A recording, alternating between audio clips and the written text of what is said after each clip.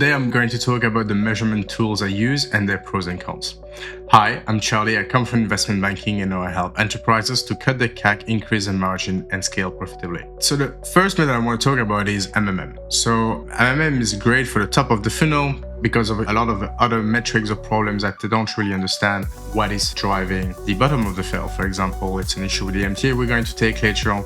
But very often what creates that demand on the top or creates that brand interest and awareness is very rarely trackable. And MMM solves this because it looks into correlation and not tracking. And so it can connect the dots that tracking can't. The other great thing about MMM is that it understands saturation. So there's always a saturation in what we do, like the concept of diminishing return. On your first level of spend, you get a higher ROI, and then that ROI goes down, and then at some point, even if you spend more, your revenues are going to increase. It means that you're in complete saturation. And so the MMM is capable to understand that, and it's capable to understand the saturation in each channel and give you budget optimization recommendation based on that. Because the problem is that you can look at total return on investments in your platform, for example, and you can see a campaign that works better than the other one, but that campaign that works better can be in complete saturation. And so even if the overall ROI is higher on that campaign, moving money on the other campaign, which has a lower ROI, but a better marginal ROI, will increase the profit. And this is a drawback of when you look at performance in an ad platform, you don't see that very important key element, which is a marginal ROI, the saturation curve, or the response curve, which is the term that a lot of MMM users are using. Another thing also obviously is that it's in line with regulation. We don't use personal data information, some tracking with the GDPR, some regulation in Los Angeles. The MMM is fully regulated proof. Now, there are a few cons with MMM. The first is that it's quite slow to react. So MMM looks at 2 years of data. And so if you do changes in your initiatives, the MMM will take some time to be able to grasp it. And the reason is because it's a correlation model. And so it looks for a relationship. And so if something drastically changes, the model will interpret this as an outlier and not take it into account. Then once that change happens over a few data points, usually weeks, with the MMM, then the model will start to say, hey, okay, there is a change there, and then we'll accept the change. But usually there's always a little delay for the model to grasp that change. Another issue we can see with MMM is that it is not granular. Often when you have more than 10 initiatives, the MMM struggles, so it's usually recommended to not exceed that amount. And so it's not really a tool that will help you to really have a grasp of what's going on at campaign level if you're an enterprise and you run 30 campaigns per channel and you're almost on all channels. And the other issue is that it does rely on correlation. And so this is why I do appreciate more the Bayesian approach of giving additional information to the MMM, because if you don't and you create an uninformed MMM, there is a chance that the MMM will provide the misleading signals. The other thing also where I don't really completely agree with some MMM vendors is that I do believe that it struggles to model the long-term impact. Now there's some practitioners who have came up with some interesting solution like Peter Kane. But the thing is, when you look at the impact of a campaign, you're always going to have more impact at the beginning. And at some point that curve, that the impact will go down and be more or less at the same level than the noise. And also, you have the problem of like at some point all the channels have that downward curve that start to correlate. So correlation model will always have issues to really understand what is driving that impact. Is it the baseline? Is it marketing, not marketing? If it's a channel or another, there's always a risk there. And so to me, the concept of long-term impact with a MMM really has to be taken with a pinch of salt. So the great thing about the MTA is the detailed attribution. So the great thing is that you can really see which asset was part of the customer journey. We'll come back to this. It is also great to see quick reaction. So for example, in the contrary to correlation model, which needs a longer time to say, hey, okay, this is not an outlier anymore. This is actually the signal. Tracking doesn't rely on that problem. So it's way more reactive. I do also find it very good for lead scoring. And we'll go to the cons of the MTA in a second, but usually the MTA is much more complete at the bottom of the funnel. Really, when the buyers are at the end of the buyer journey, they really interact with the asset, they try the demo, they reply to emails, they connect to webinars, and so on. I find MTA very useful there because you can really understand how hot a buyer group is. Now, There is a lot of cons with the MTA. The first is it's not representative of the customer journey. That is simply not true. The MTA is not capable to track what created that demand. Even more when you work with high value assets, it's simply not able, because it's going to be offline events, it's going to be recommendation from peers, it's going to be a YouTube channel or a podcast they followed for 6 months before buying in market. And then those are the kind of things that are actually creating demand, and the MTA can't follow that. Also, the big problem of MTA is that it attributes everything to marketing. And the bigger becomes your ticket, the less true that is. For example, when you're trying to sell a $500,000 B2B service, what's most likely going to drive the purchase is recommendation from peers, demos, trial of the product. Marketing will have a much smaller impact, bigger the ticket. And so that's a big problem with MTA, is that it just attributes everything to marketing, which is completely wrong. And that's the advantage of MMM, is that the MMM is capable to understand that there is a non-marketing impact, and the MMM can actually model that. Also, as I explained earlier, obviously it's great for lead scoring, but there's also the problem is that it has a very strong overemphasis on the bottom of the funnel. So again, it's completely useless to understand where that demand were initially created. It's also quite complex to implement. When you think about it, having all your touch points gathered together from an infrastructure standpoint is very complex. Another thing is that it doesn't understand incrementality and saturation. It's not because you had a touch point that it actually drove anything. For example, you can clearly see a very big opposite view actually between what MTA says and incrementality benchmark says. On MTA, you see a very strong representation of the bottom of the funnel, retargeting, affiliate, and so on. But when you look at incrementality tests, you see that retargeting, for example, and affiliates are really on the bottom of the contribution. It also doesn't capture offline impact, and offline impact can have a very strong impact, like even more if you do OOH, for example, or even when you do events, you probably don't have the list of everybody who's coming. You're also missing like all the peers review, the chat. When I talk to CMOs, for example, what I saw is that they usually have, drinks, dinner together. They don't want any vendors in there. And that's where to talk about the products that they like and don't like. This is completely offline, and an MTA tool will never be able to grasp that. And when you understand that, if you focus on what's trackable rather than trying to be part of those conversations, that's where you're losing a lot of money on the table. And that's a big issue of MTA too, is that on the demand creation part, it really pushes you to invest in the wrong things. There's also privacy limitation and measure, like some people do not want to be tracked. The MTA obviously struggle with all iOS traffic, and there are some VPN issues. There's the GDPR in Europe. There's a lot of elements that really makes the job of MTA difficult. So you also lose a lot of touch points in the process. It's because when you look at the journey of a customer, part of a journey of a customer, you're only going to be able the dots that we successfully connected. All the touch points that came through iOS, VPN, etc., that you can't join with a journey, you're going to disregard them.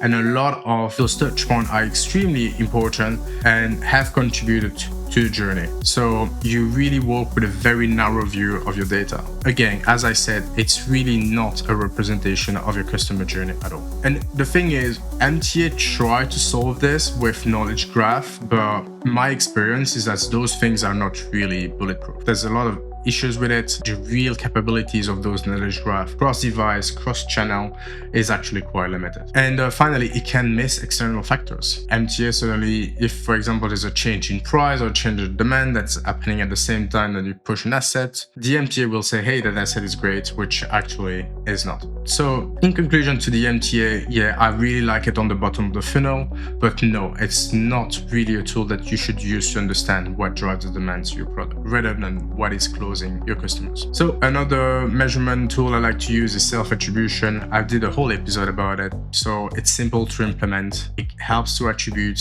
on the top of the funnel. It has the ability to actually react quite quickly.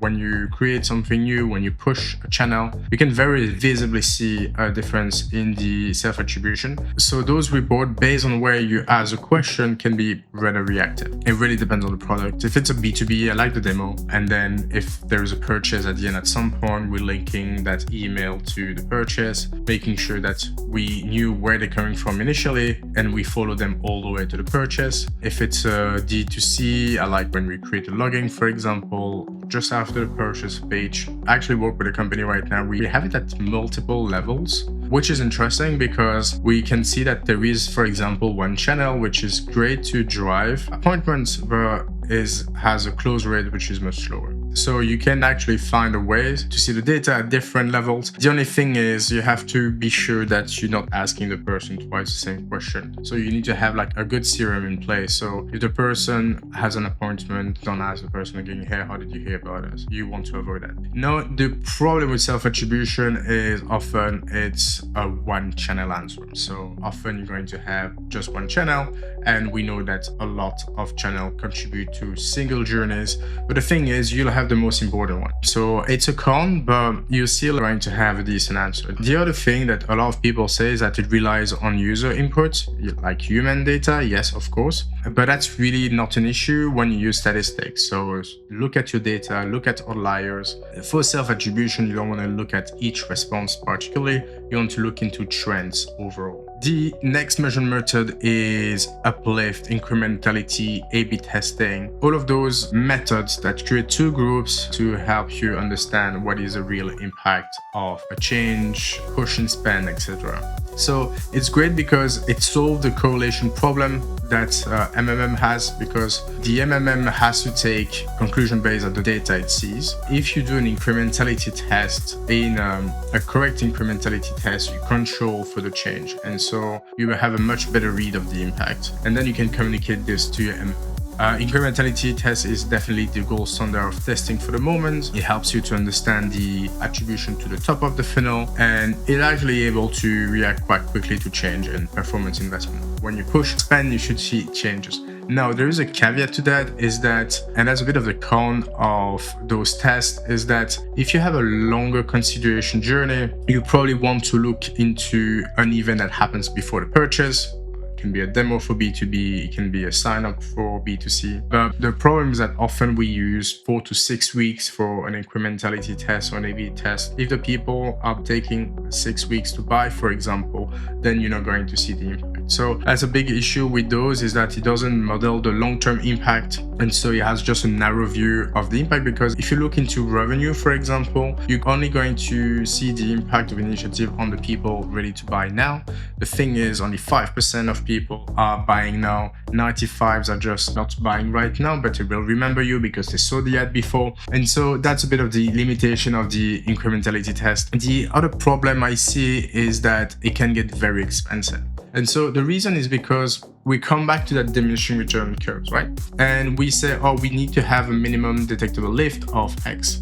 The problem is that if your minimal detectable lift is deep in the diminishing return, you have to overspend a lot to be able to have a read.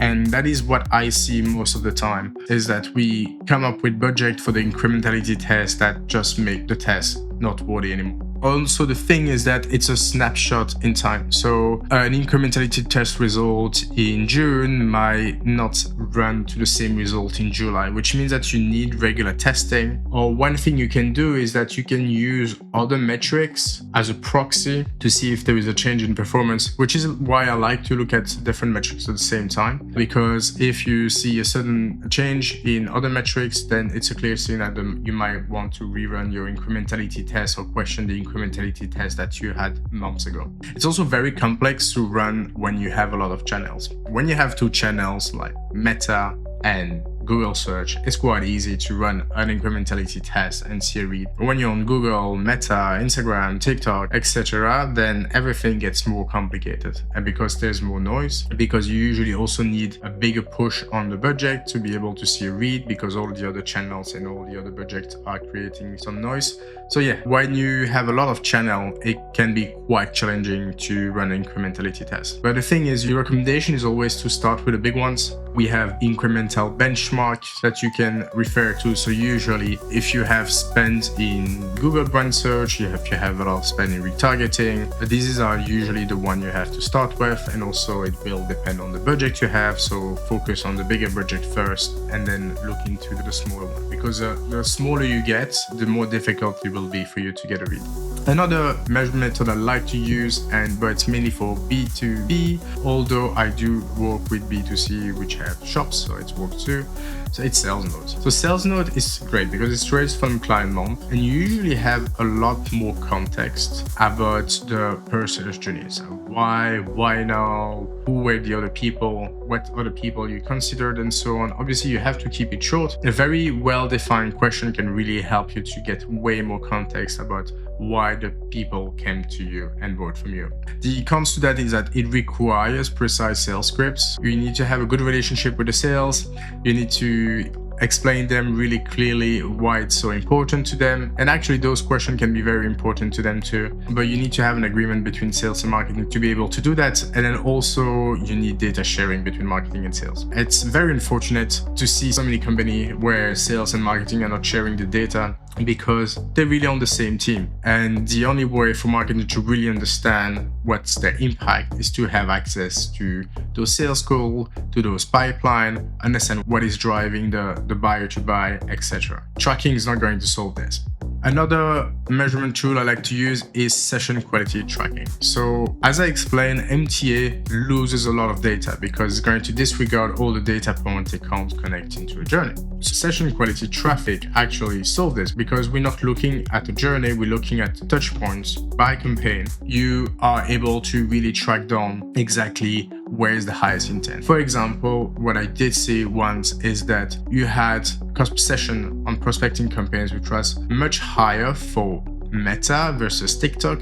But once you start to look into the intent, we found out that the cost per high intent session was much cheaper for Meta. Now, I'm not saying that it's always the case. You have to test it, you have to look into it, but this is what I found out through that method. And so the great thing is that you can really look into what campaign is driving the highest intent, and it helps you to really optimize at campaign level.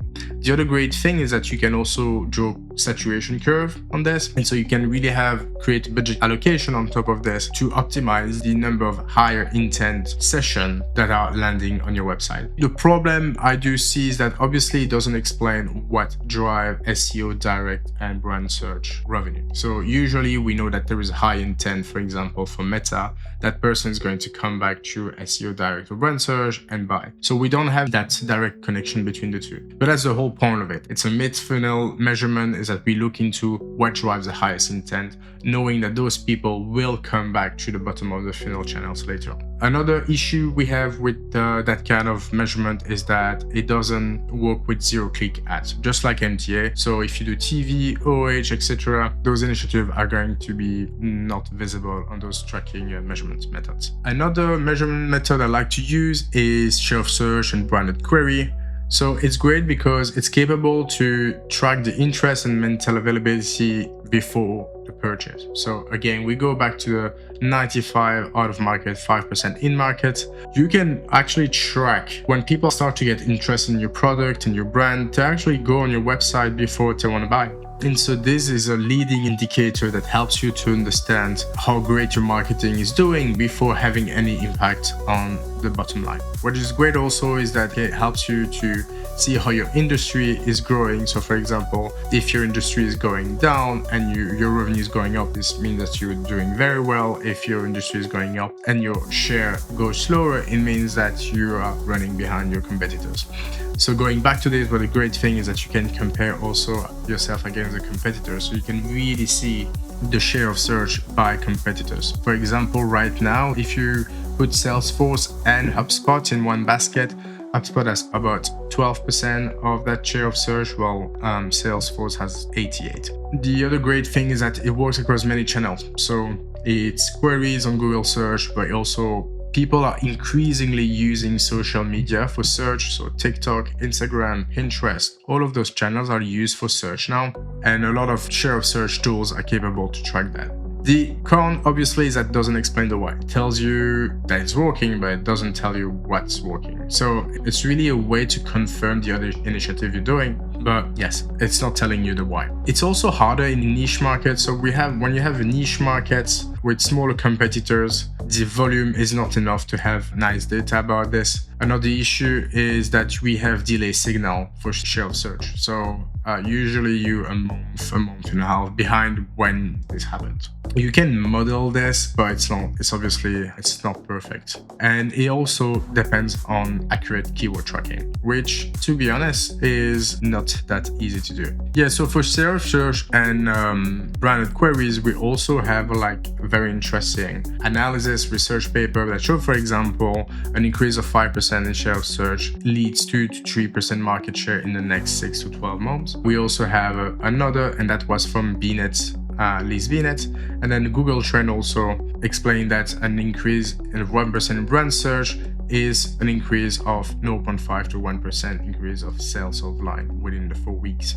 And so the impact of these metrics on the bottom line has been proven many times. Well, that is it. So I know there was a lot of information shared today. I hope you enjoyed it. Let me know if you have any comments below, and see you later. Bye.